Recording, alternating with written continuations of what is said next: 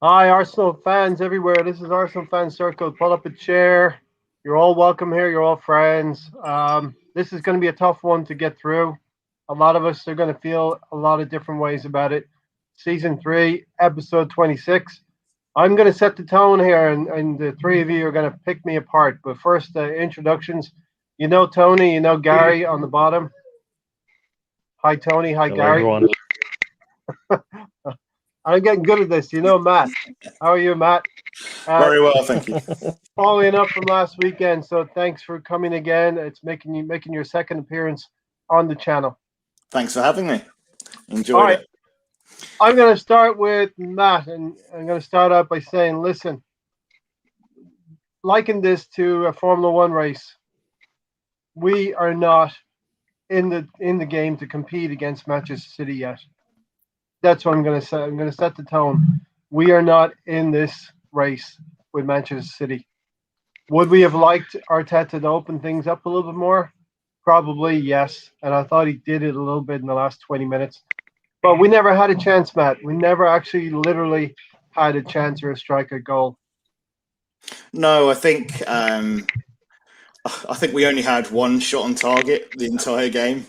Mind you, City, I think they only had 3, which is quite surprising looking at that because they seem to absolutely dominate us from the get-go, really. The first half, obviously, the first 30 minutes, I think they had something like 70% possession, which is crazy. Obviously got off to an absolutely flying start in the second minute, which I'm sure we'll all come on to with that. Because obviously Holding and Bellerin didn't do themselves any favours there, did they? But look, coming into this game, City, we all know their quality. They're 10 points clear at the top of the table for a reason. They're a fantastic side. So I don't think many of us going into this game were holding any real hope for, a win or any real kind of result. I think it was more about how we went about playing. And how we went about the game. So I think for me, the disappointment in the game is more about how we went about it rather than the actual overall result, which actually 1-0, when it could have been 3 or 4, Yeah. Yeah, and I think Arsenal fans they're going to take it different ways. I mean, I'm taking it as I was expecting this today, and I'm taking it as one game more. One game off the calendar. That's a tough game that we were going to face. Manchester City at home. They're on the back of a really, really good run, Gary, and it was always going to be hard to halt them and slow them down. The disappointing thing is maybe we didn't go at them a little bit more. Maybe we weren't able to. Maybe we don't have the squad to do that, Gary. I mean, you're belittling, I think, a little bit about what our squad is. I believe we do have what some of the things that we need to actually get something out of this game. You got to come out of the gates a little bit more prepared and a little bit of sense of urgency. Yes, they are undefeated, but you can't come out like we did in those first 5 minutes and expect to get anything from any game. We could play the exact. This has nothing to do with Manchester City as much. If you come out to a game like this against anybody, they will punish you, and that's what happened. This is it's a disappointing game because we can't build on it, right? We've been kind of moving along. This is a big blip, right? We've kind of lost a little bit of the momentum that we've had. So that's my biggest concern. Yes, maybe if we come out of our shell a bit, maybe we lose this thing 3-0, but at some point we got to take control of the game ourselves, right? They will allow us to get our foot on the ball. It's not like they had the ball for 99% of the time and we just sat back and defended the whole time and just watched as the ball went around and around. We did have opportunities, and at that point, then we have to be pretty clean with the ball, with the passes and everything that we're doing, and make sure we get our opportunities. I mean, we had, like you said, we had a shot on goal. They had 3. I mean, and it felt worse than that, right? It felt like they had, they were just taking shots all over. But I felt like we did have a plan that made them look. I think after that first goal, I have a feeling they basically just took the foot off the gas, and that's my concern, is that they can do that. They can just take their foot off the gas when they look at us and they see that we just don't have that extra oomph, that extra little burst of energy that we need to get something out of the game. I mean, we kind of were playing for a 0-0 draw, and we're down one. I mean that, and this is, I mean, some of it is from the players, it's the managers, some of the subs coming in. Everything about it screamed draw. Now, is that are you guys? I'm hearing a lot of background noise. Is that me? No, you're coming across fine.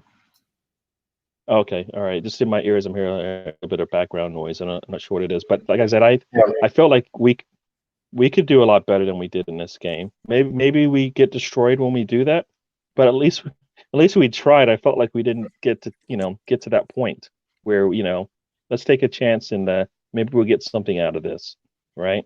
Man City isn't going to win every game, so why not their loss be to us, right? No, we tomorrow, did look next very weekend, cautious, didn't we? Sorry, we did look very cautious, didn't we, Gary? Yeah. Too cautious when you're down one, right? You're down one, you're at home. When do we come out and actually attack? If you're down one at home, and it wasn't like we didn't have a strong enough bench that we could go there if we needed to. I mean, I kind of feel like, we can make subs at halftime, right? We can do that. It has happened. We could do that. Teams did it to us. Teams do that to us when they felt like the first half didn't go the way they wanted. Did it all the time. And maybe and they might have something they can get out of the game. At that 1-0 at halftime, you have an opportunity to maybe get something out of the game, bring on some fresh legs. Let's see what happens, right? Yeah, I mean, exactly.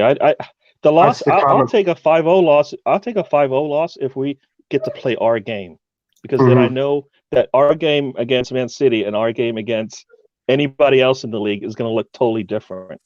But we didn't play our style. We let them dictate, and that's what happens when you let other teams dictate to you how you're going to play. I mean, like I said, it's for me, it's more of a building block to the next game. We needed to come out and actually be able to take the message from the manager and be able to put it on the field, and then be able to do the same, build on that for the next match. How do you do that after this one? I don't know how you do that. Hopefully, It's a tough one, Gary. As Warren said here, it wasn't that we lost; it was the way that we lost, and a lot of Gunners are going to be disappointed that we didn't have a real go at Manchester City. And maybe you lose 2 or 3-0, but at least you tried to progress, tried to do the right things for the club in the game itself. And now we look, Gary, Manchester City away and Manchester City at home, and we didn't really express ourselves over those 2 games if you take them in singularity. Yeah, no, I mean, I think we may have got our lineup a little wrong in that first game. In this game, I think we got the team. I call it the team sense of urgency not in the right space. Hello there, Maher. So yeah. So I felt like I think we had a decent enough squad to get something out of the game. I mean, we had opportunities. I mean, I felt we definitely had opportunities, and I think in a space of 2 minutes, I think Tierney, Holding, and Bellerin all had something to play with that goal going in there. I think Tierney kind of he needed to get in the field and get some miles under his legs, because we're going to need him going forward. But they came at us, and I think a different Tierney probably may have closed down that ball a little bit better before the shot. The cross comes in clean like that, and then once again, whenever something bad happens, who's around? Yeah, he's always around. He's always around the accident when it happens. He's just watching it, and he watched it today. He was. If you look at you watch that replay in slow motion, and there's four defensive players and the smallest player on the field for Man City. Yep. And we're nowhere close to him to attack that. This is the problem with Rob Holding. He gets lost in spatial areas, zonal areas. If he's got a physical player forward that he's going to be able to duel with the whole game, he's a much better defender. But marking space, Rob Holding gets caught out. You see him glance once at Sterling, and a couple of seconds later, he's lost him. He's lost the flight of the ball. Doesn't even try to go for the ball. And good to see David Damon here. In my opinion, I think Arsenal should buy a whole new team. I mean, right now, Cardiff are playing better. and I'm a Cardiff fan. So shout out to David. Tony, your initial thoughts? As Warren said, I cannot see real progress in this team. It's time for a complete culture shock and culture change. Manager needs to change. Players need to change. We need a new director of football. We line up to play defensively. You can see it in 2 minutes. We played scared like we do all the time now. It's just time to tear it up and start fresh. So it isn't working. And I remember when Arsenal back into 2004, when we won the title. That does buy you a certain level of respect that you get from other teams. You do have that confidence, and you're able to control games, and that's what City are doing to other teams right now. I don't think we should take it so badly. We're 10th place right now, and they're first. 22 points before this game. Mahir, I posed to the panel, we're not running this race with Manchester City. We shouldn't expect to be able to go toe-to-toe with them yet. I absolutely agree. With the whole buying a new team, that is a very funny. I wish it was possible. You'd be able to keep at least a handful of players. Personally, if you ask me, probably the likes of Partey, Tierney, Saka. Odegaard's looking good though, I must say, and I hope he continues to progress and become actually permanent. Come to us on a permanent if he can do good enough. I mean, because that would be a lovely addition to the midfield. One thing I did want to get to you guys on is, my thoughts on it is it's been a really crazy season also, and with the fact that you need to have a consistent squad, like you need to have luck on your side, you need to have next to no injuries, which for us would be an absolute miracle. And geez Louise, man, what's been happening recently even this afternoon, was it somebody that beat Tottenham? Yeah. How's that? I'm of comfort. Nice positive thing. That was a nice thing to see this afternoon, in fairness. That kind of makes the pill a little bit easier to swallow, that does. Yeah. just a little bit. Just a little bit. A little bit. Definitely, Matt. And this is what I was saying before. And listen, the assemble saying here, Arsenal losing by less goals, that's improvement, isn't it, Ray? I mean, not really. I want to get positive results. I want to get wins and draws against the top four. We're going to play Liverpool and Leicester that are still in top four. I want to get at least 3 points out of those two games. I believe those improvements happened at the end of. I believe those improvements happened at the end of the season. So my next thought after that is, all right, so now let's start to improve elsewhere, right? Defense seems to be solid. So now he's got a plan that the players can actually adhere to. Let's try and build on that. And where do we need to build on that? We need to be able to score, right? 1-0 games is not going in our favor right now because we're not even putting the ball close to the goal. We're not making chances against the top teams, Gary. Yeah. That was a concern, wasn't it? We just didn't we looked so tame going forwards. And Aubameyang, again, looked a bit out of it. Also, I know he didn't get a lot of good service today, but you saw that run very late on in the game. I don't know what minute it was, but it was quite late in the game. He looked like I don't think he could even beat Stones on the run. He got shoulder barged off the ball, and you'd expect Aubameyang of pass to absolutely zip past him. But again, it's a bit disappointing that end, isn't it? It just looks so tame. We needed that goal. Enough. If you need that goal, you're standing up. That there's no way he's knocking you over because that ball is yours. I always say, the ball's in the air, that ball is yours, right? It's a 50-50 ball. It's got to be ours, right? It's got to be Arsenal's. He didn't seem like he wanted it that much, right? And it got pushed off the ball late in the game when you need to score. If not then, when are you going to do it? That's one of those times. That's what, he wants to be a legend. He said it. That's when you become a legend, right? You're down. This has been a terrible game. You get the ball out there all by yourself, you, the defender, and the goalkeeper. You make magic happen, right? But Gary, we also knew by the lineup when we saw it. Elneny alongside Xhaka was not going to offer you a lot going forward. We relied a lot on Odegaard, and he took at least 30 minutes to get into the game. Now, having said that, he played quite well. No one really played him in, did they? No one wanted to give him the ball. It's hard. It's hard to complain. It's kind of, when you give Odegaard, El Neni and Xhaka, you can't complain when he doesn't really get to do anything, because, like you said, he's not getting in the ball. So he's doing. I mean, I saw him come back multiple times and make sure he gets the ball, but he's not get. They're not adventurous enough to make that forward movement with the ball to actually give him, maybe. But we need to get on the front foot at some point. They never really did that as much. They didn't do that today, and they needed to.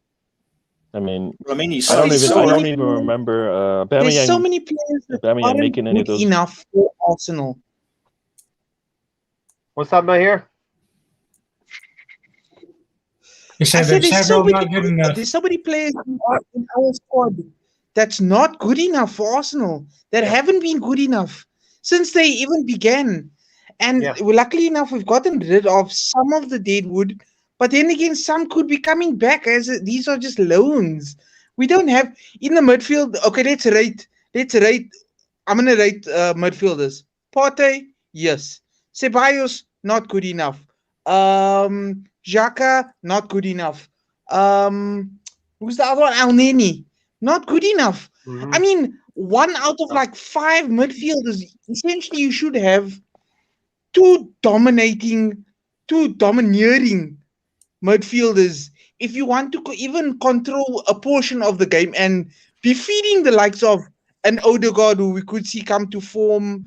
As I said, giving Aubameyang more, maybe even getting a younger striker such as Edouard, rather than having Lacazette on our books that's not scoring. Do you understand? So much to do still. Matt?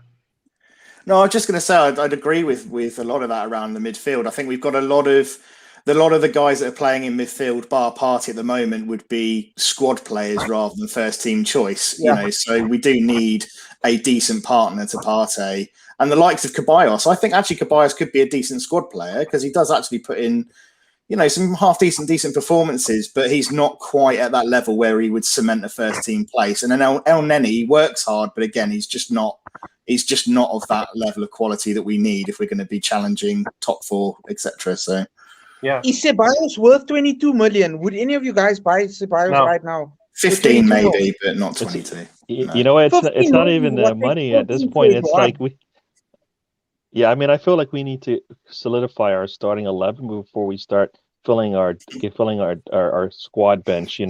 Let's get a starting 11 that we can say that we can build something behind, right? We know we've got Tierney, but we know we need depth behind him no matter what happens, right? But we don't have a partner for Partey. I mean, I think we still need a right back, right? You might need somebody to push Middlesbrough Rowe, right?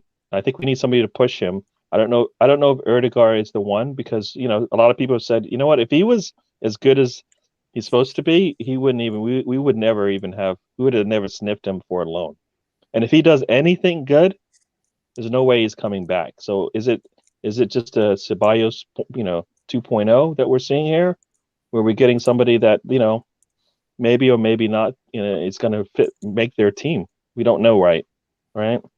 And I don't think we can afford to take the time. I feel like we need to have somebody that's actually has the experience and it has the seniority in the Premier League that can back up Emile Smith-Rowe, or even take the spot from him so that Emile Smith-Rowe can grow. He doesn't need to start. We see Warren here is giving us a laundry list of players that are just not good enough. Ronison, Bellerin, Bellerin and Holding for me are squad players. David Luiz should be gone.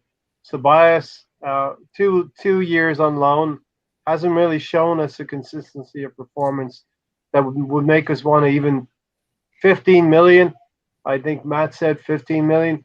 I'd still maybe think about it. That's right on the borderline. And I know Granit Xhaka,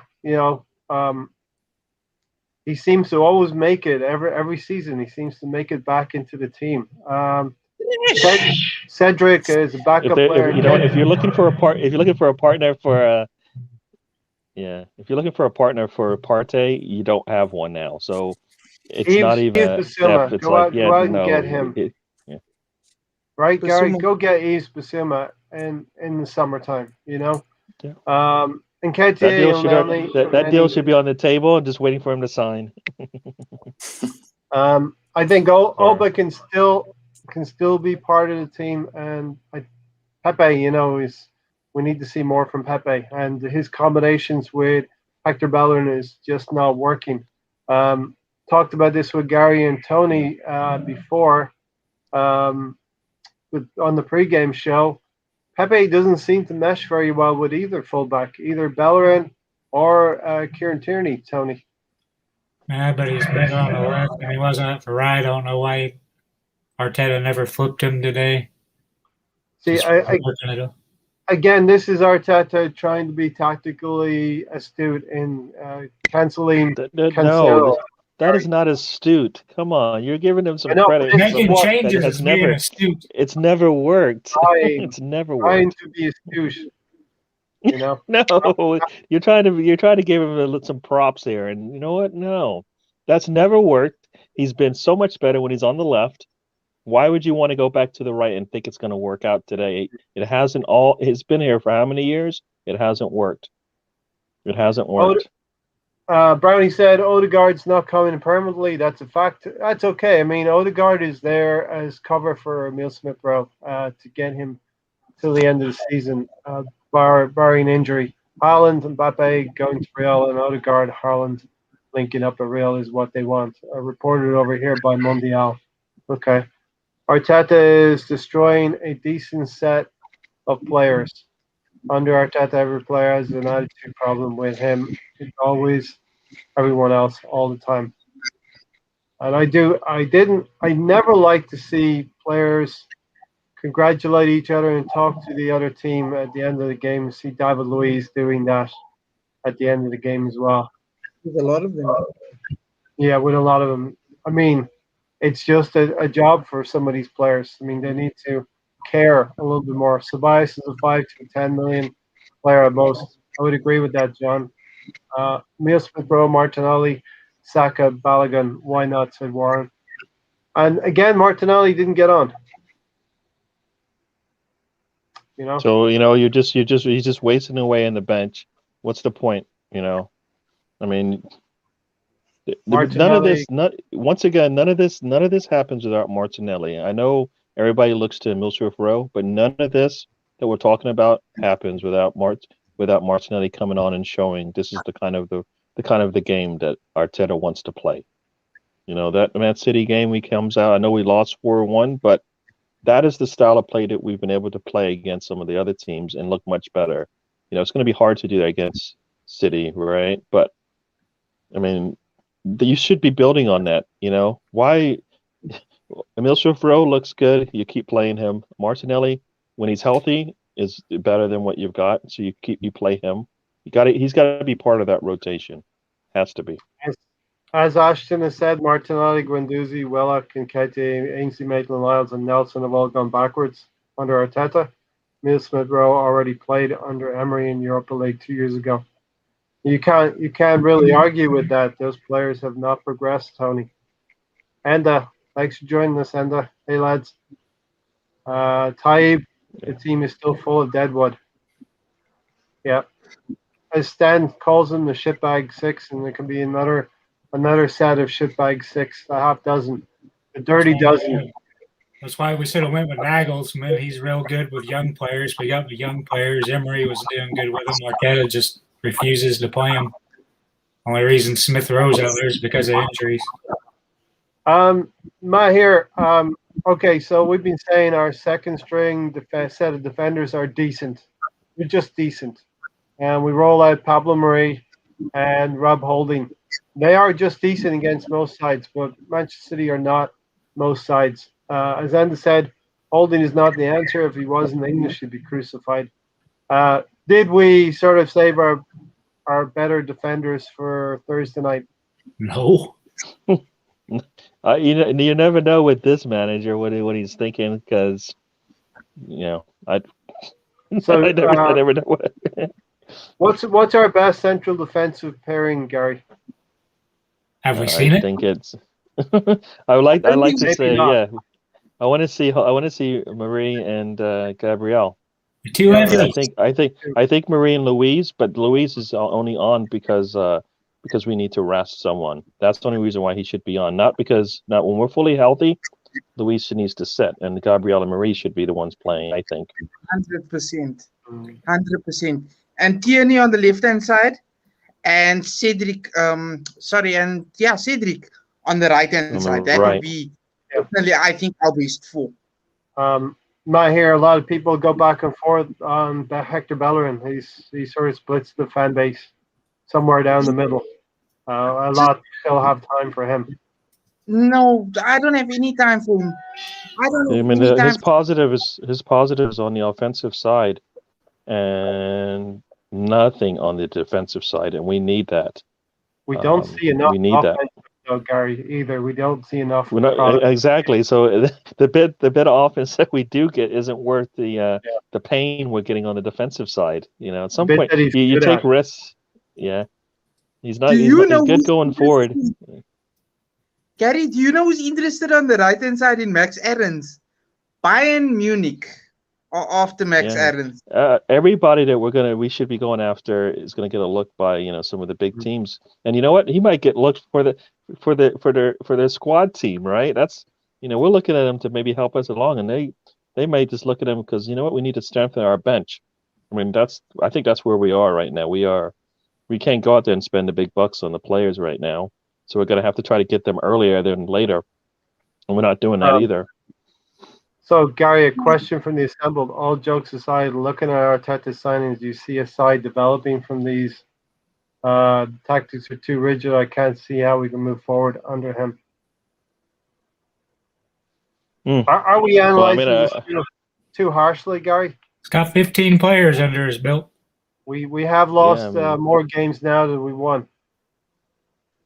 Yeah, but I mean, is this all the mentality of the team right now that we're seeing? Because I don't know. Yeah, I feel like I think we know what kind of style he wants, and he's got a certain number of players that can do that. If we have our strong 11 in this game, how would it look? I think it should look better, right? If Milsrif Rose starts, if Pepe's on the Saka and Pepe on the right sides of the field, right? And it doesn't matter who we have up front. Aubameyang did play well, but Lacazette could be up there as well. You give us a Partey and whoever, right? I mean, so you put our starting 11 in there, we should be able to compete with most teams, right? So I Gary, think we know what the style play. We did talk about this before in terms of what Arteta is going to do. We did talk about this on the pre-game show. What would Arteta do to try to outwit Guardiola in this game? Because he does it in every meeting. It seems like he switched the wingers around, which didn't help us at all. Yeah, I mean, you're just putting them on, like Pepe just doesn't work over there. I mean, it hasn't worked, and it doesn't seem like it's gonna ever work. Especially in a game where you pretty much have had to weaken your midfield, right? Yeah. Essentially, based on it could have been Ceballos in there. It probably wouldn't have weakened it as much. I mean, why bring Ceballos on for the last 5 minutes? That made no sense at that point. He should have come in a lot earlier if we needed to change. So the thing about Arteta is between Enda and Warren, they've kind of figured it out. Enda says Arteta leaving solves nothing, and Warren said Arteta staying means no top four. So that's kind of stark reality of where we are right now. We're fighting a mid-table battle right now, and our best case scenario will be top 7, maybe top 6. So, Alex, thanks for coming in, Alex, from Cannon Fodder TV. There you go. Not to mention Saliba, confidence is shot. Mahir, I tweeted out Arsenal really need to solve the right central defender. situation. Rob Holding's not going to do it for us. Does it mean we have to go into the market, or should Arteta get over it and start playing two lefties in Gabriel and Murray? Take the latter option. Gabriel and Murray, I think, and I'm sure you guys believe too, Gabriel, Murray, Saliba would actually be, as Warren said, the centre backs. And I think that's perfect. I think that would be perfect for what we have now. Luis and Holding to go. You know what? I just have a feeling that we need to dip in a little bit more. That the important position is right back, as Bellerin, as Gary said, and I'm sure Tony said at some stage, he's just not the missing. He's not the puzzle piece in that right back slot. Bellerin for me, and he's not enough. Can you believe he's still only 25 years old? Mahir. Bellerin's only 25 years old. How long has he been with us? It's like, you get those players, Gary, Tony, you get those players that they say, "Ooh, this guy's got a lot of potential. Whoa, he's coming to the Arsenal. He's going to be 1 year down the line. He's decent. 2 years down the line. 3 years down the line, nothing. 4 years, nothing. 5 years, nothing." Bellerin's been with us a damn long time, guys. And guess what? He just hasn't lived up to expectation. What is it now? 5-6 years ago when Barcelona offered us 50 million for him? It's been that long ago. That time. 50. It's 50 million they offered. Matt, to bring you up to speed, we're just talking about Hector Bellerin, and has he reached the ceiling? Oh, he's hit the floor, that's for sure. I don't know about any ceiling. He's gone through the bottom of the floor and into the basement. Jeez, that guy. I set him up, you knock him down. Nice one. Yeah. Tell me what you really feel about him. Honestly, I'm normally quite calm, quite considered. Today, he frustrated the hell out of me. I mean, the amount of times balls went straight through him. No interference whatsoever. No chance of him even getting anywhere near it. The amount of times that we had City players attacking the edge of our box. He's caught up the other end of the pitch. By the time he's ambled back and got to the back of the edge of our box, we've dealt with it. He completely neglects his defensive duties, and that's his first job. And he, the amount of times that he kind of misstepped and kicked the ball out of play, or he got absolutely shown up today. Matt, and that, Matt, a big problem in the first half is we were able to play the ball out of the back four, and then it would get into that inside right channel where Bellerin seems to excel in. Everyone wants him to be that in lapping midfielder from the fullback position. He would lose the ball numerous times in midfield, and the ball. And he's done it so many times. And how many times have we said this in the last few games, at least this season, at least? He does it every game, and it's not good enough. He is a defender first and foremost, so that's his duties. Then he builds from there, and if he wants to go and get forwards and attack, but he has to defend. He has to be able to do the basics first, which he's not doing. He's just not the player that, beforehand, I don't think he was ever that bad. But now, maybe since his injury, he's just, for me, he's not the same player. Not the same player. He had pace, right, when he was healthy.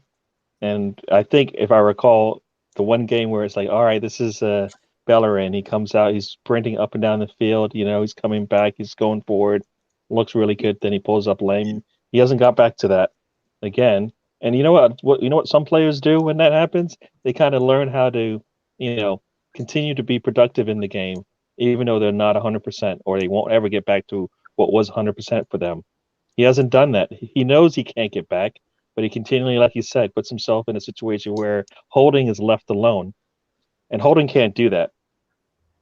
He's supposed to be the quicker player. So if you're standing there and you see Sterling in front of you, what do? You just don't say anything to your center back that's right next to you, or do you go make the attack the ball in the air? He doesn't do anything. So, that's why we need a right back still. We don't have one. I mean, we say we second do. half, We don't Gary. have one. I mean, second half, Gary, you know, when there was that time when Holding went sliding in, I don't think he actually got the ball too much, but he managed to kind of stop an opportunity. If I was Holding, I would have been tearing Bellerin to pieces for that, because that was Bellerin's fault. Yeah.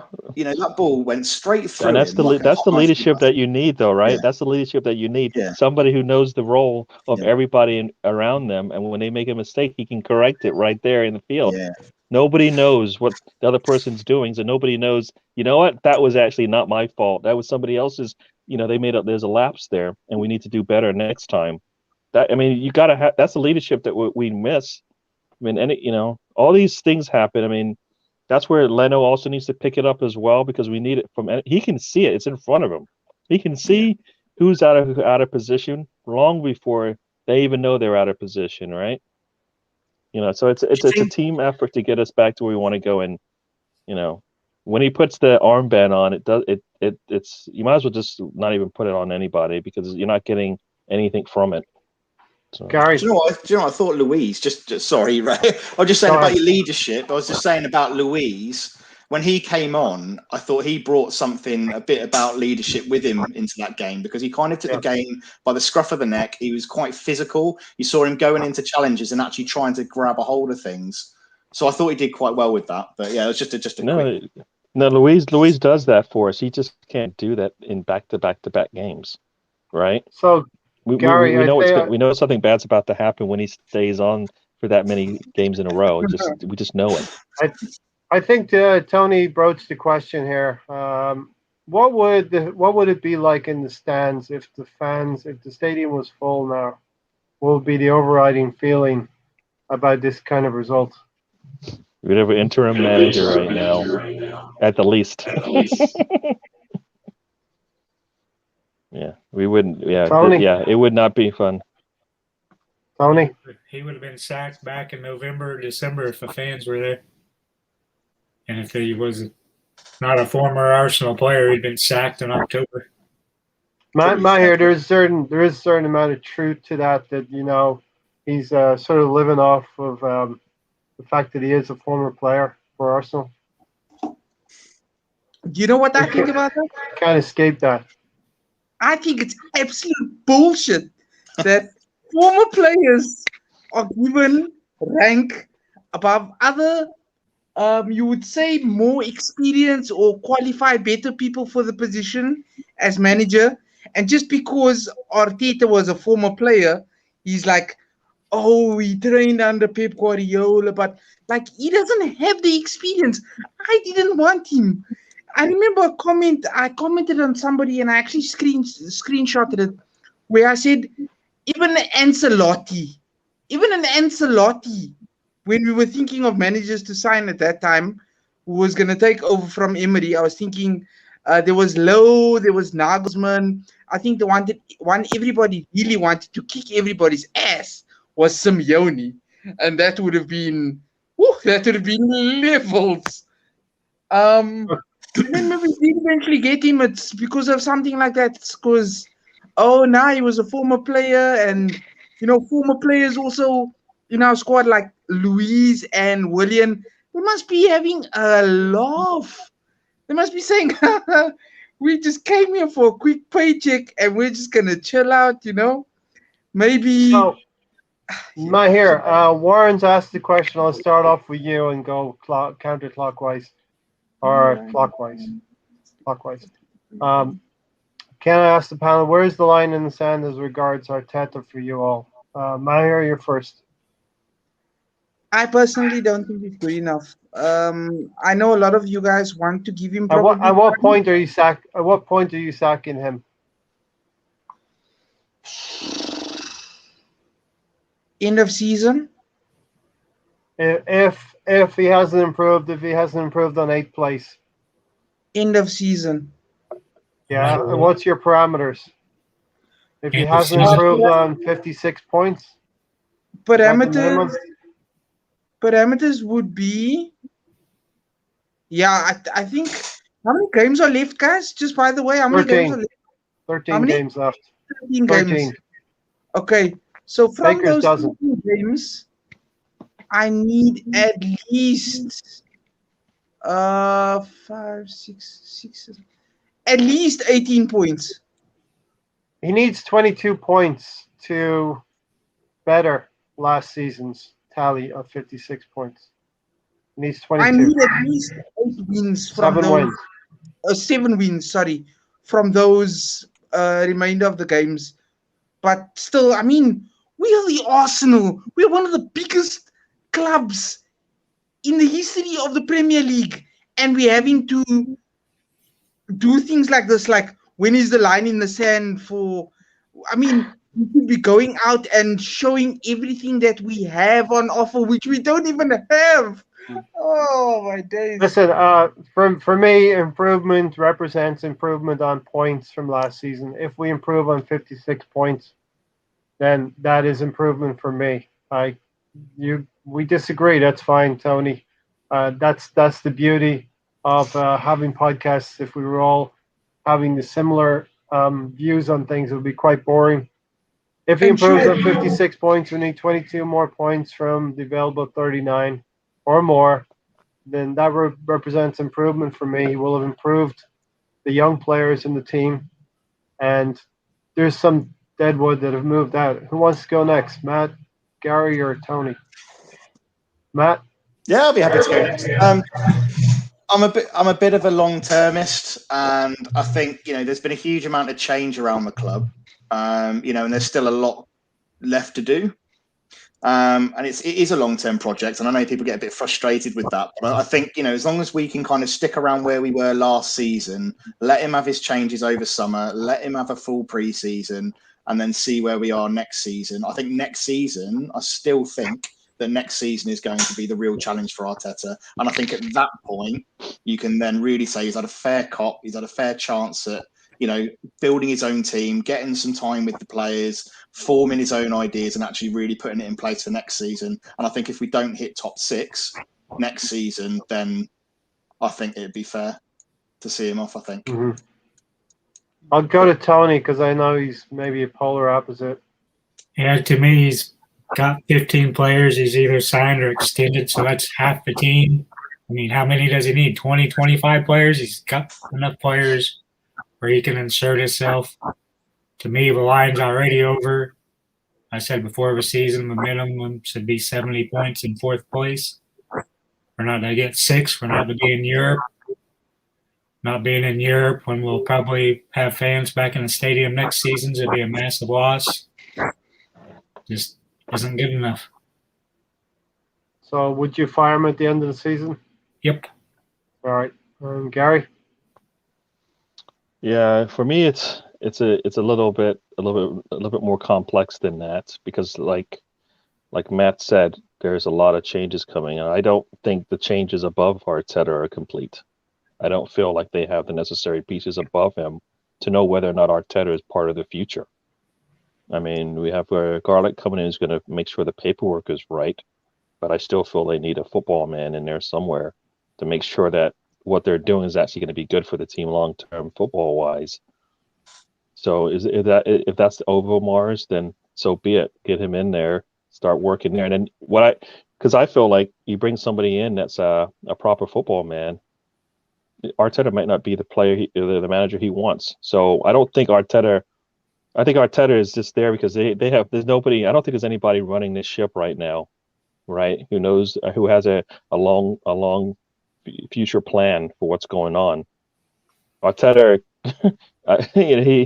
he's got no risk here right now, and that's how can Arsenal be in that situation where they have Arteta, a manager who's just coached his 13th or 14th month on the job, right? In this situation, so you bring COVID into it, you bring a whole totally new rebuild. They just kicked out a lot of people in the business and the recruiting end of things.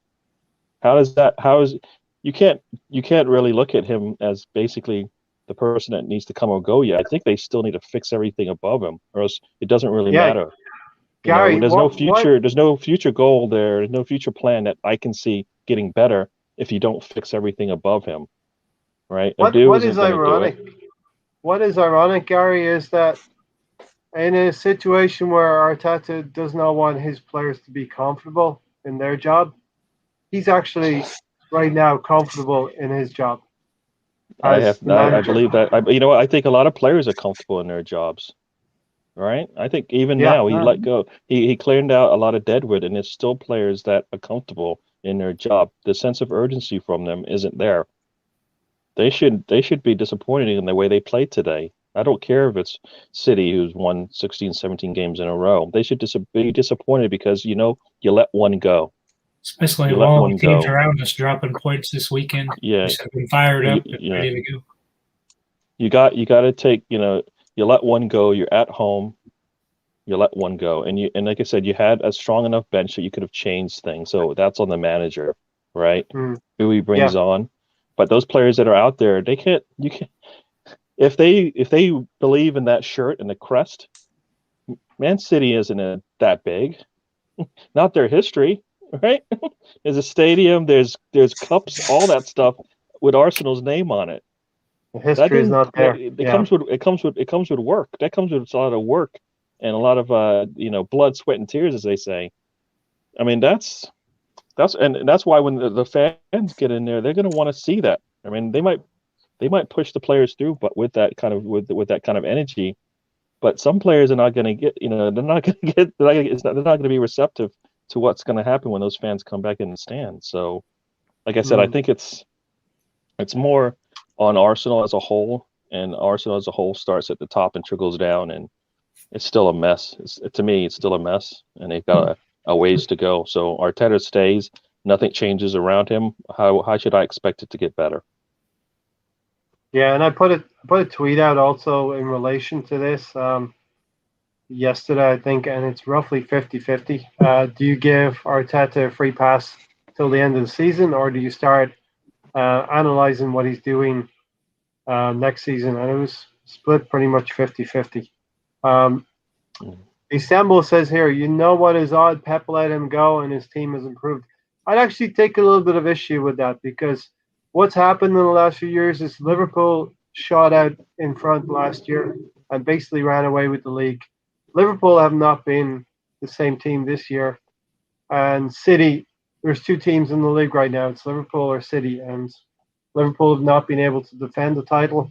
City have assumed control and just surged past all of those teams. When we played them last year, they were struggling, Gary. No, but I mean, I think those are kind of apple and oranges comparisons there. City only lost a manager. They didn't lose one of the top defenders in the world, right? They didn't lose basically their defense, and now they've lost their captain. I mean, everything player wise, they're losing, right? They don't have the depth. I mean, I think that's been a problem for a lot of their fans, is that they didn't have the depth. And now it came to fruition that they needed to. So there's two different comparisons between how those two teams have kind of started and where they are today. Arteta eventually was going to be replaced. I mean, Pep was doing fine without him. So, and he gives you roles, and you take those roles and you benefit from it, right? When you leave, he took a little step back maybe, but look where they are now. I don't think they miss him at all. But I mean, that's more on Pep, right? We talk, and that's what that's all of the experience that he's built up, that he can do that. He can lose one of his best managers or coaches and still not lose a beat when you look at it long term. But that's the thing, they've lost De Bruyne and they've lost Aguero, and you know what? And now they just finally got them back, and they're already at the top with a 12 point? Is it 12 or 13 points right now, without having two of their top players for the past 4 or 5 years on the squad. I mean, that's what I mean by, that's why Arteta, it's bigger than Arteta, because there's a lot of people that make sure that doesn't happen. You don't, just because you lost De Bruyne, it doesn't mean the season's lost, right? Yeah, but I want to open up we're the not there. We can't lose if we lost Tierney or Milsworth Rowe for an extended amount of time. We don't necessarily have the depth to cover. We don't. Exactly. I want to open up the conversation a little bit to all of us in terms of this result and the banner down there. The manager sets the tone in everything, and the team that you pick, while it was satisfactory, we thought, to go up against Manchester City today, we knew it was going to be difficult, because now you put two deep line midfielders in the team in Granit Xhaka Mohamed El Nani, and they were pretty much playing 10 yards outside of our box for the majority of the game, Matt. And you put two central defenders that are, whether you like them or not, they're second choice. They seem like second choice to me. We talked about David Luiz, whether you like him or not. He did show that leadership, and it seems like Gabriel and David Luiz are first choice in Arteta's thinking right now, Matt. Yeah, it seems to flip, doesn't it? Because I think earlier in the season, I think we were everyone was talking about Holding and Mari being the emerging partnership at the back. But like you say, it seems to have actually flipped, and Gabriel and Luiz seem to now be the pairing that seem to be getting the most opportunities. But I think with the Man City, the manager sets the tone. The fact that we switch off early all the time, we don't show enough energy and impetus, we don't close down and shut down space. That is all down to the manager to instill into the team. That it's obviously the players that implement that, but the manager has to take responsibility for the way we come out and play so lethargically. And how many times have we heard in the last few games about lackluster, lethargic, lack of energy, switching off in the first 5 minutes? That has to be addressed by the manager. That's down to him to really drill that into his players. I don't think he's doing that. doing that. And if he is, then the players really aren't taking it on board, are they? Yeah, exactly right. Exactly right, Matt. Look at the last 4 games, and the Leeds game aside, and not the European games, but Wolverhampton Wanderers, Aston Villa, and today.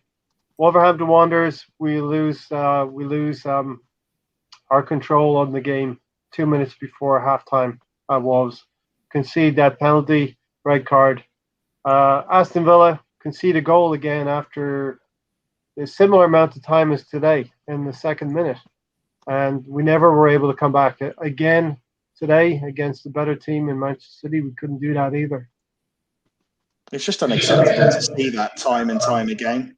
You can accept it maybe once where, like the Cedric back pass, you can kind of, okay, fine, he's made a bit of a mistake. It's a one-off, not great, we lost that game. But when you start seeing a pattern emerging of a switching off early, starting really slowly, it's not good enough. And it is something that I think Arteta does need to take on the chin for that. And it does need to improve. Because if we go into the rest of our games, the rest of the season, doing that, we're not going to be achieving those 22 points.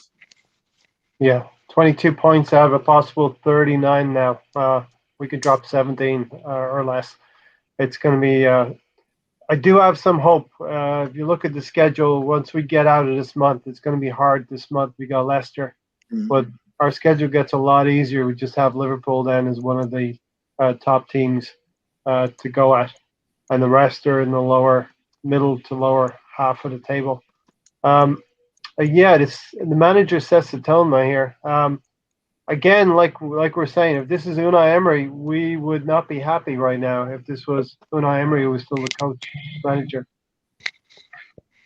See, our problem is we've never been able to manage and find the right people for the job, and that's kind of been the problem the entire time. I think for the past decade, we haven't been able to manage players.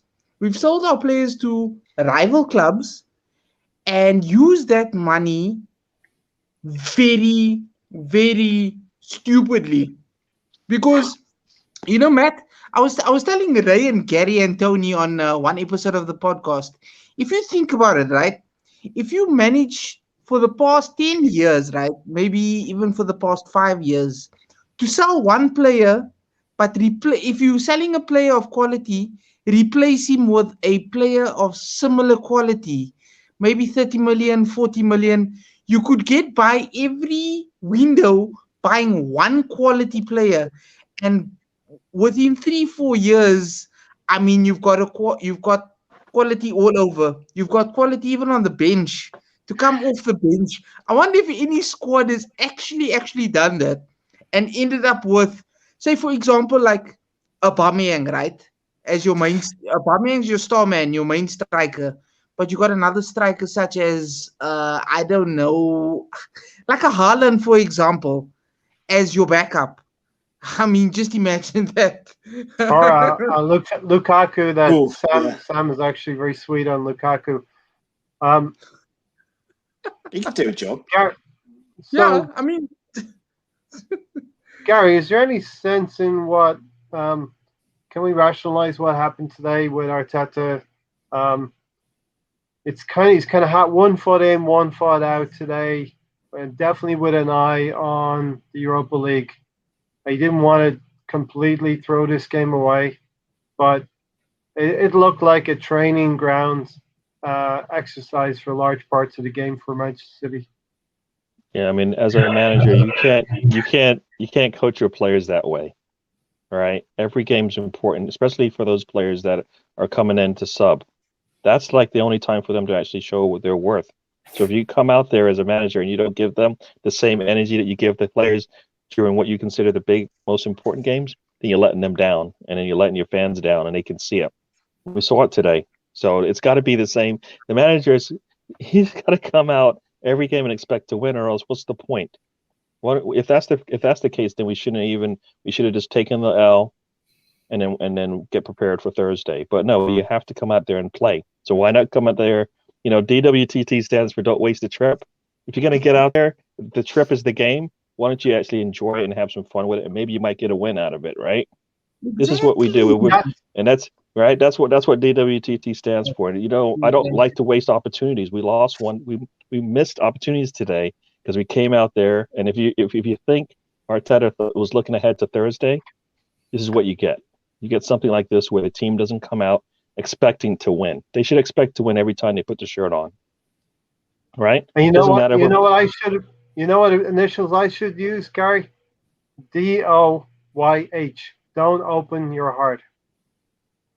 No, see that's fans, but as a manager, as a coach, you can't do that, or else you don't get your job. You don't do the job, right? Aubameyang says he wants to be a legend. He said that. So what is he doing to become a legend? He didn't show it today. He didn't show it in the last game. Legends come out there when everything looks terrible, and they show us something. If he hits hits the post 5 times in the last 2 games, we're probably okay with that because we know it was close. He didn't do any of that. He didn't even come close to getting the ball unframed, you know. So that's he said that. Not us. The thing is with Aubameyang, say that. Gary. He said he wants to be a legend, just like Righty. Right? That's what he said. You think Righty takes games off? Nope. Doesn't go and give the extra mile? No, you know why? Because he worked hard to get to where he was, and he wasn't going to give it up for nobody. Right? That's the difference in the game. The players just don't get it. You work hard off the field. You work hard without the ball. When you get the ball, guess what? It's going in the net. I don't care. So it's going in there. Ian Wright is that player who arrived to the game late in his development. He arrived into the top flight very late, into his mid-20s probably. A lot like Jamie Vardy, and you're seeing those players who understand and appreciate the trip that they've been on. And that's what you're seeing. Aubameyang, I think now he's reaping the benefits of what he's done in his career, and Arsenal have given him that contract. And I don't know. And they're not expecting him to fulfill it right now. They can't be. He should be upset with the way he played. When he got knocked to the ground, he was in disbelief, and he was kind of smiling. Like, you know what? Yeah. A captain would have got up and been like, "No, you know, you don't do that to me. I don't care who you are." Right? You just lay down there like we did in this game. We just lay down and let them walk over us and knock us down. We're supposed to be Arsenal, right? I don't know. I mean, I know I'm kind of late to this Arsenal thing, but I don't think that's Arsenal, is to get knocked down like that and not get back up like ready to fight, right? He was smiling because, you know, he was looking for the free kick there, and the referee Warren's in here in the chats, but yeah, if that was Bruno Fernandes who got knocked down, I bet you it would have been enough drama that the referee would have had to think about going into his pocket, right? I have no doubt about it, right? Because you know what, you can't just knock me down, right? That's what you know what, you got to have some fight in this game, right? A team's just going to run all over you. Yeah. Talk about being knocked down, Gary. Did you see Holding absolutely bodying Fernandinho? Yes. I love that. That was probably my big grin moment of the game. Yeah. That's true. Where he ventured in the midfield and whack with Fernandinho. Stood over him and was like, "And what?" Holden's good for that. He's got something in Brilliant. there every once in a while. He brings you something good. I mean, And yes. that's what I was saying earlier. When he has that physical confrontation with a centre forward or a striker, that's where Holding comes to the fore. And I think, while I'm saying the manager sets the tone, I think he's also got to try and pick the players for the opposition that he's going to be going up against, and maybe not worry so much about who you're coming up against and play your own game. Arsene Wenger always set the side out to play your own way and not worry about the opposition, as it were. You put your players in positions to succeed. So you don't tell them to do something you know that they're going to that they could potentially fail at, because that's not something they do, right? You put Pepe on the right. You basically ask him to do something he hasn't shown you he can do, and then when he doesn't do it, there's no one to blame. We're supposed to blame the manager, but nope, it's all on the players. Even though the player has shown you he cannot do it. Yep. He cannot do it. Runarsson showed us he couldn't do it, and Runarsson said he couldn't do it, and guess what we did? We replaced him, and you barely seen him again. Why can't we do that with the other players? So, yeah, go ahead, Matt.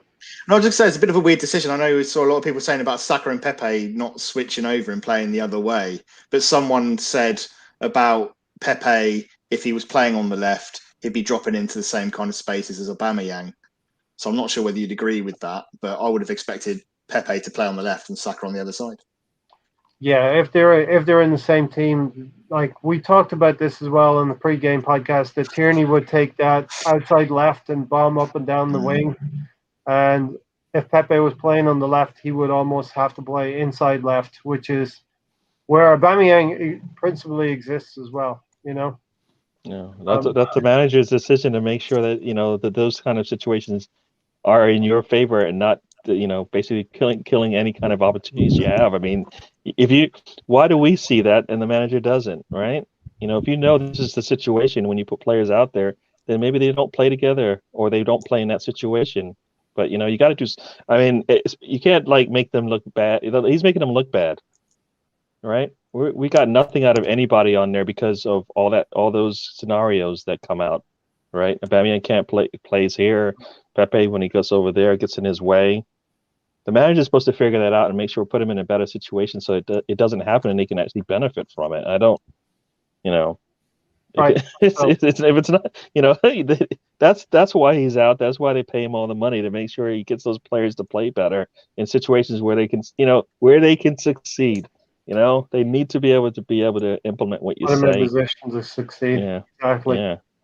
Mahir, we talked about Arteta sacrificing the FA Cup against Southampton, and this is where I'm talking about manager sets a tone. So he set the tone here. He's sacrificed the FA Cup to get 3 points against Southampton, something I know burns up Sam as well about that, sacrificing the cup competition to get 3 points. Did we sacrifice this league game? He's doing that because the squad is not strong enough, Mahir. You just talked about a midfield where you would only have one of those players in your midfield.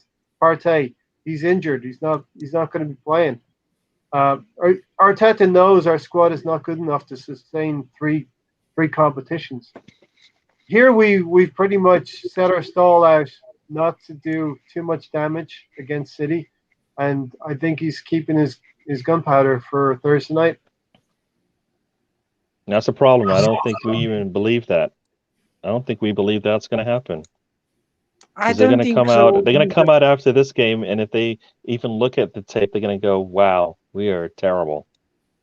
How do you come out of this game and go, "All right, we're terrible against Manchester City, who have beaten the last 17 teams that played"? Yeah, but we didn't even play our game. I mean, like I said, as a manager, you can't. You're going to take some positives from this, and we only lost by 1, but they basically had the game won with 88 minutes to go in the game. That's not. How is that? That doesn't bode any kind of confidence for me, right? It's all about the you got to. in 88 minutes, you didn't even put a threat on them. They basically took their foot off the gas, and you just sat there and went, "All right, they've won." No, I mean that's how these teams get beat, right? That's how these teams take their foot off the gas. You punish them for it. That's what you're supposed to do. At the start of the season, Gary, and you look at your squad, you see what you have as a manager, and you understand possibly what your capabilities can be for the season, right? As you get into the season, you take. So you, So with that in mind, so you should know where you can get the best out of Pepe at this point in his career, where you can get the best out of him, where you can get the best out of Aubameyang or whoever, you know. Yep. Maybe Aubameyang sits and you put Martinelli up top, right? Because maybe it works out better that way. You know, I don't know. That sounds like an option, right? Why is he not getting the chances, though, Gary? I don't understand why Martinelli's not getting the opportunities. I've heard it that he. And like I said, none of the success. Yeah, like I said, none of the success that we've experienced in the last weeks happens because of him. Yeah. Ray, what were you saying? Because you were saying that Martinelli isn't getting chances for a reason, and I've heard Matt say that he doesn't fancy Martinelli as a player. When you got Aubameyang playing like that, how can you not give Martinelli a chance? He's shown he's set in his ways. That's questionable for me. If that's true, that's really questionable. Yeah, he's set in his ways. He's stubborn. I've also heard that Martinelli does not want to countenance playing as a striker. He wants to play in that left wing position. But then play him on the. You can do that, I don't know. I'm like, I've got no words. To be honest with you guys. You set Pepe, right, and then you put him there in the left, and if you're gonna play Saka anyways, why not just play him on the right, right? So in the middle, Saka on the right hand side, and I don't know who up front then if Martinelli, but like Matt, do you think these guys ever sit together and watch like highlights, even short highlights, and say, "What the fuck were you doing?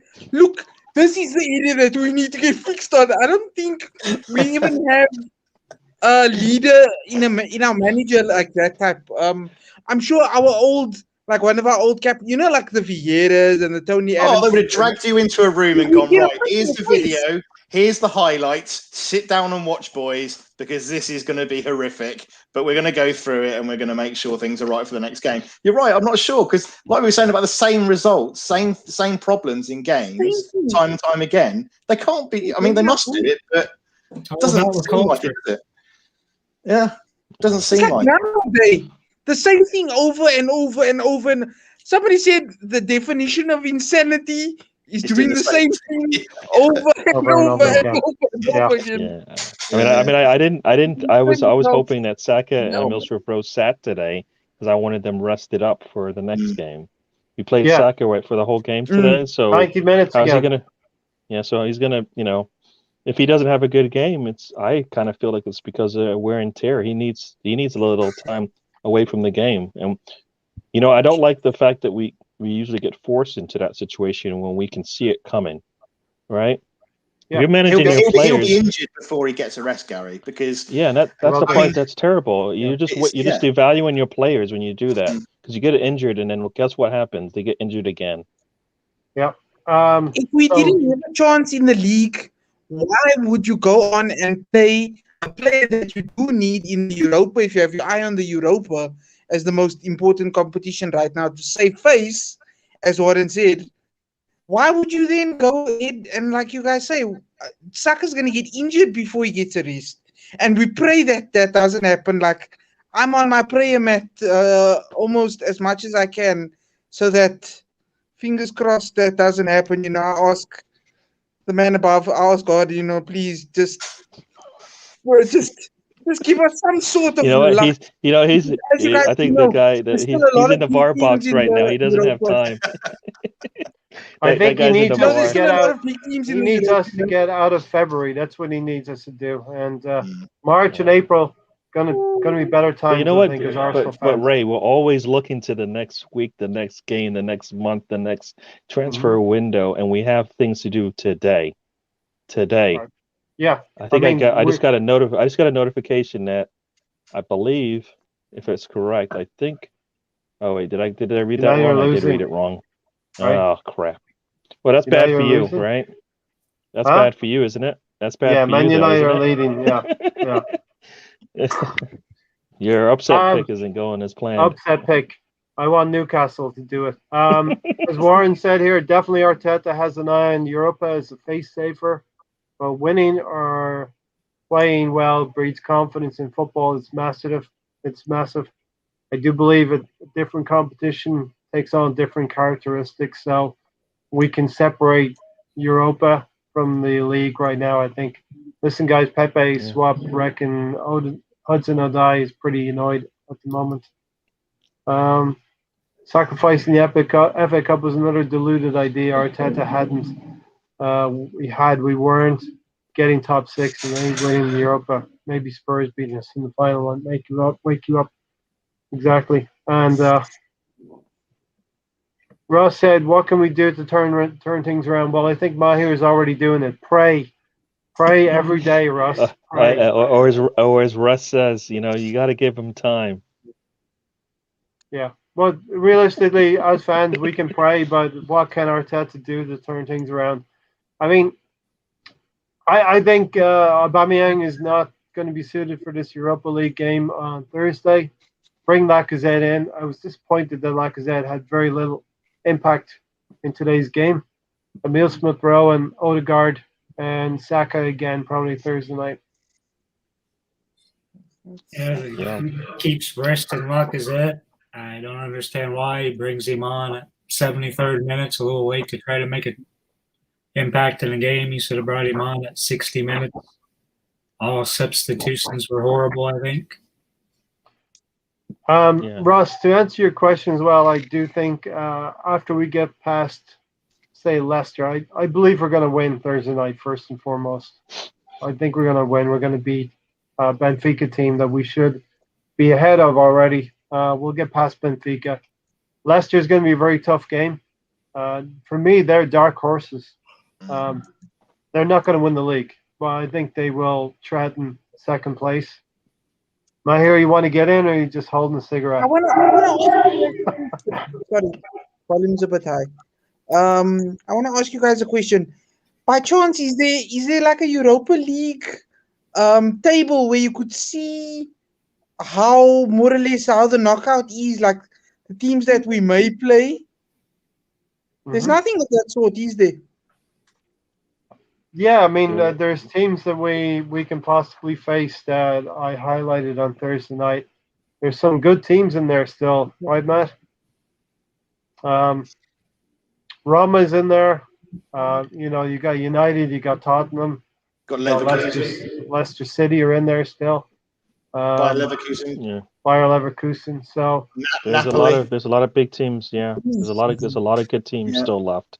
So Benfica isn't one of them. No. Arsenal's in there, Gary. Are they? Yeah.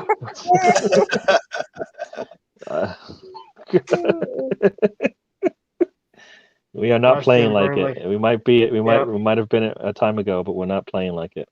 As Warren said, we got to play Burnley as well, and Arteta needs to lead. Burnley is supposed to be 3 points for us, but we're going to be stressing that now based on the way we're playing, because you never know what we're going to get, and we don't know what lineup we're going to have, right?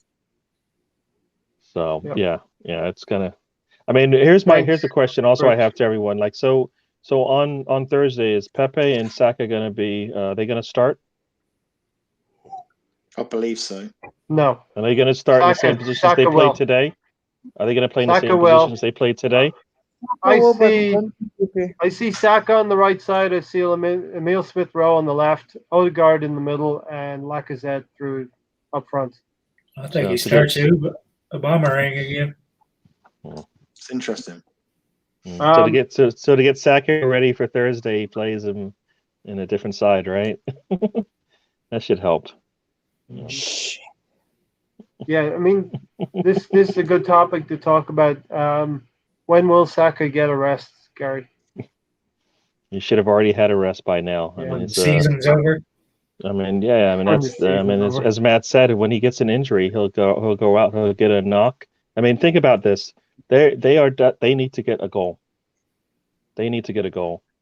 We right now are a goal up on them. They need to get a goal to compete. Who are you going to go after? I'm not familiar. They went after with him. They went after him in the last game. Who are you going to go after this time? He's going to be probably a little worn down a little bit. You go after him, right?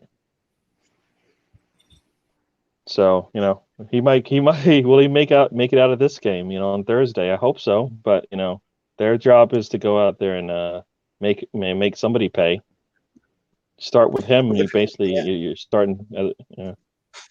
You have to start with his strongest, smash and grab, and then maybe rest him. I thought they were going to do that in the last game, to be honest. I thought against Benfica, the first leg, I thought we were going to play our strongest side, smash and grab a couple of goals, haul a couple of the guys off, play it safe, and then rest them for the next couple of games. But yeah, and Saka, he's been getting targeted by teams recently of late, hasn't he? So there's that to bear in mind as well, because he's been getting a shin kick in as well in a few games. If he has that for the rest of the season without getting a rest, that's not going to help either. So I think we'll get through. It's going to be a hard one for Tony here. He's been quiet for most of the podcast, trying to think of who would be the man of the match here. Tony, toughest job of the day. I said it earlier, of a ball boy. The ball boy. He kept the game going when the ball went out of bounds. Most of the players were a 5. To me, Saka is really the only one that gave over a 6 or 7. Yeah. I'd probably give it to Tierney or Bernd Leno. It wasn't one of those sterling displays. It was lackluster. Matt, what do you think? Yeah, nobody really stood out as such. Like you say, there was a lot of very average to poor performances. Like I say, for me, Tierney tried at least to be one that was trying to get forwards and do something, although, a couple of crosses went skyward and whatever else, but at least he was doing something. Bernd Leno obviously made a couple of good saves and rushed out early to kind of save some embarrassment. But I'd agree, I'd give it to Tierney myself. Yeah. No, I can't give it to Tierney. He's started off too bad. His lapse in the first 2 minutes is what gave them, it's an opportunity. So I kind of feel like, is that me? I think most defenders would get themselves into that position. I think, to me, the central defence it didn't help that he allowed that ball through, but it was a quality delivery. But I think the centre back Holding and Bellerin should have dealt with that a lot better. I mean, Sterling's 5'7". He shouldn't get anywhere near it. Zaka was the one that let him run in there. He totally let him run by him. Actually, where it started it. Granit Xhaka? Yep. Okay. Okay. I mean, anything else to add to what was a lackluster display today? Hard to get enthusiastic about a game we barely invested in. Arteta, I think, just put a team out there. I don't think it was a decent team, but it wasn't our best team going forward. Yeah, but he sets up defensively, and we still let him score in the first 2 minutes. I just think there's going to be, if we don't go and play our second leg against Benfica and really give ourselves a good performance and really show what we're worth, then I think there's going to be a lot of chatter, isn't there? I think, because given the conversations today around saving ourselves for that game, if we don't go out and get a win and a convincing win, then I think there's going to be a lot of discussion, isn't there? Yeah, exactly right. I don't think. I mean, did I freeze over there? Because it looked like I did on my side. I think you did slightly, just for a second. Okay, yeah. What's weird is I was frozen on at least video wise, but I could still hear you, and so I stopped talking because I was like, okay. Now, here's the thing: I don't think we are a team that can turn it off and on. One, because we don't have the depth to do it, so we need to keep some kind of momentum going forward, no matter who we rest. So that's part of the problem. Is that we need to put people on the the sidelines, but it's got to be the same energy each time because we don't have the ability to say, you know what, you've got 2 matches with 1 in the middle. We're just going to work on those 2, and then it's going to all work out because what happens is you're looking forward to the next game, and you mess up the one you're currently playing. They got to get the same level of attention. I mean, that's what most teams do. I mean, you got to go out. Like I said, you go out there. Your plan is there's got to be a plan out there to win. Whether or not you can execute it is a big question. But you got to have a plan, and if that plan comes to fruition, you should be able to get something out of it.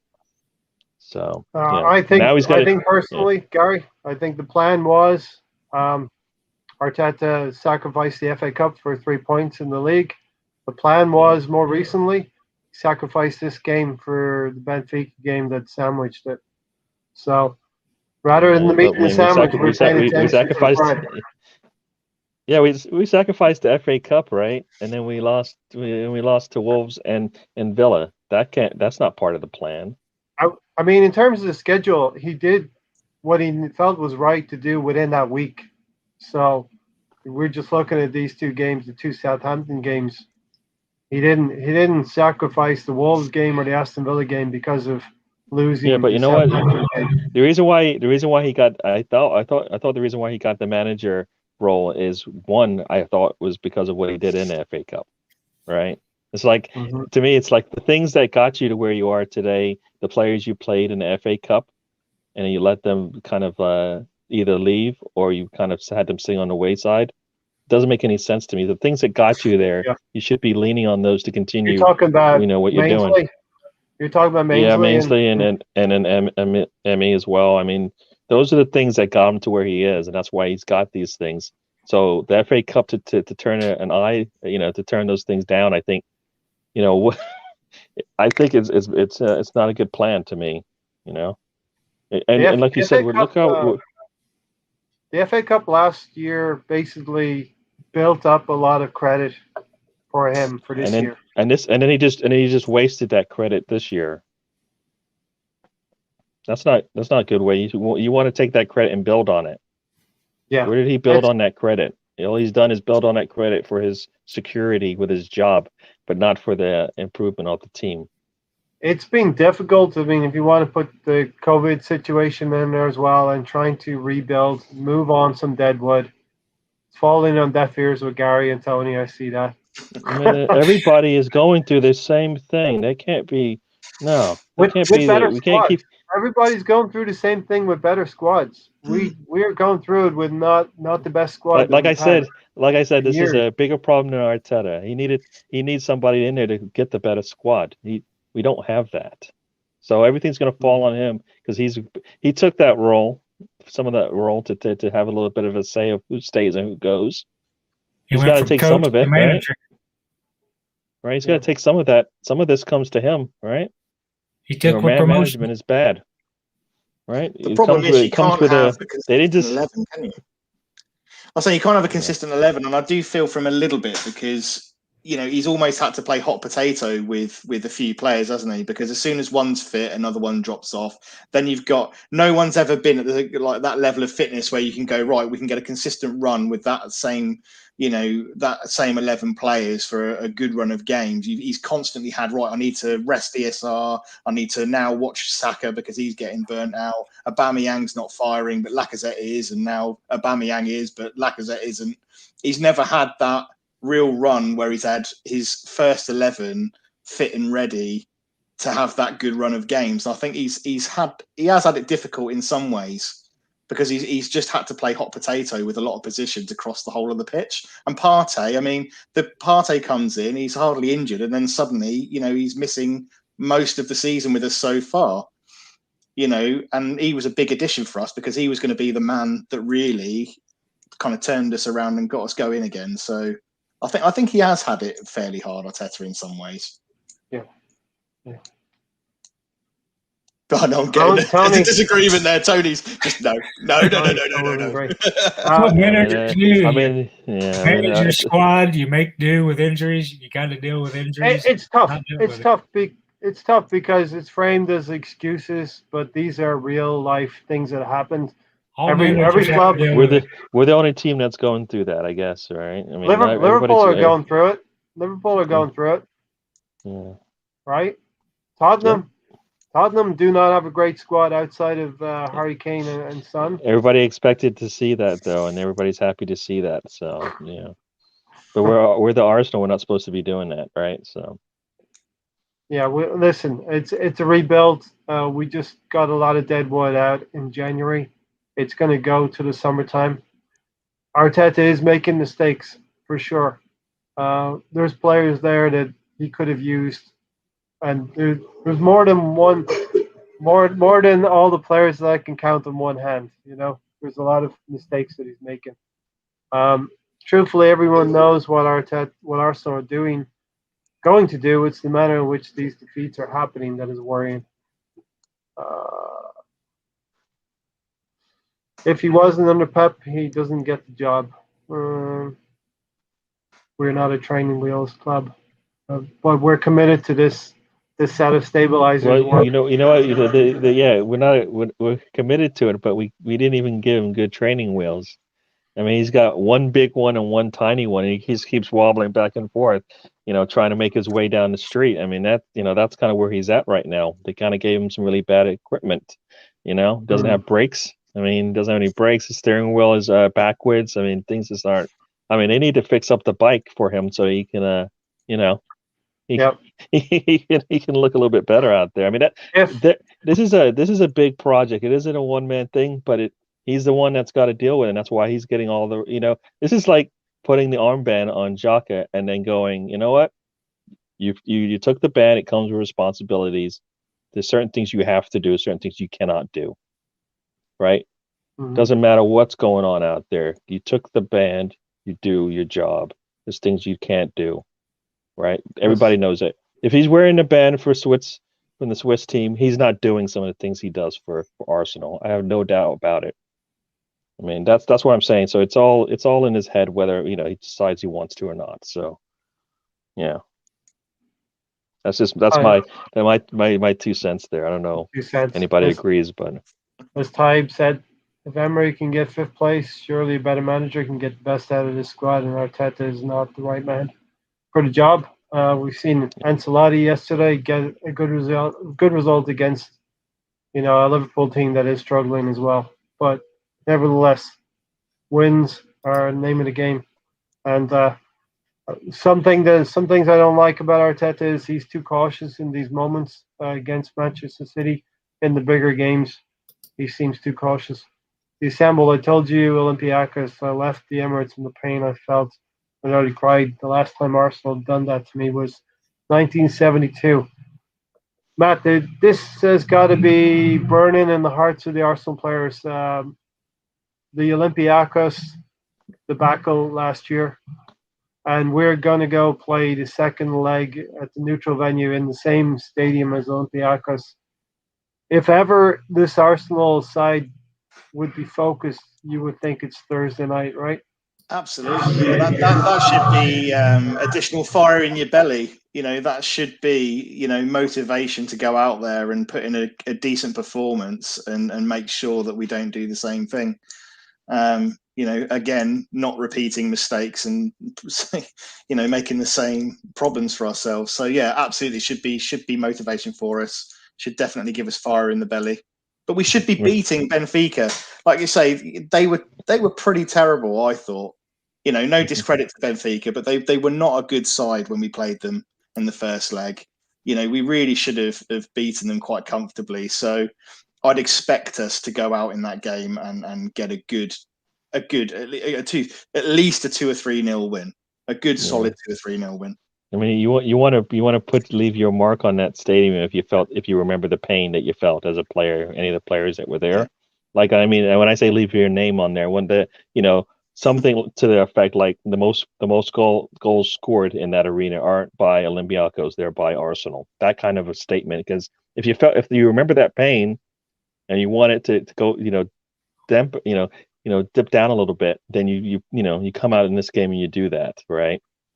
Absolutely. So, yeah. So, there's got to be some motivation there for everything. That's where the sense of urgency comes in. You know what? It's not, the last time we played this team, they made us look really bad in our own home. We're gonna go to their home and we're gonna leave them mark there as well. I mean, that's what teams do, right? Where's the leader that's gonna say that? You know what? Let's get them back. We can't win it on the field with them, but we can leave a stain. Look, guys, we're gonna score more goals than you have ever. That kind of thing. And if we win 3-0, then good. That should be a failure for us, right? We didn't get the mark, but we definitely made sure they didn't have a chance. So let's get some predictions for Thursday night, and then we'll get out of here. I want to thank everybody who's tuned in today. Not the best subject, Arsenal losing 1-0 to Manchester City. We would have liked them to throw a little bit of abandon to the tie today, but it didn't happen. I'll tell you guys, this Arteta is unable to create a team capable of pushing us up the table and fighting for the title. Better not to back him. In the cold light of day, Matt, we've lost more games now than we've won. That's inescapable. You can't argue with facts, can you, at the end of the day? And it's, the more this continues, it doesn't look in his favour, does it? So he does need to start getting a grip on things again because, like I say, I think it's two wins in the last 5 league games. We're starting to go down that route again. So he does need to get a grip and the team needs to get a grip. And I know, obviously, like you say, it does get easier after this month. But he needs to help himself a little bit. Because like I think it was Gary that said, he has almost ridden on the fact of the FA Cup win, the fact he's an Arsenal man, but results now need to get him through and keep him in a job because that ticket is almost running out. So he needs to get back on winning ways and get on a bit of a run again once we get to those slightly easier fixtures, so to speak.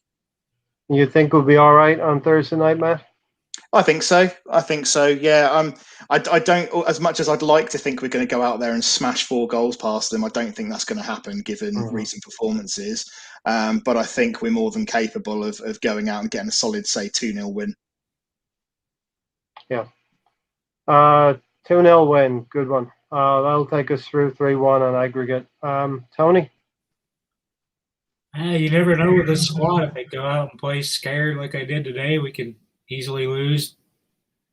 That's still the most damning thing for me on Zaka is when he said about playing scared.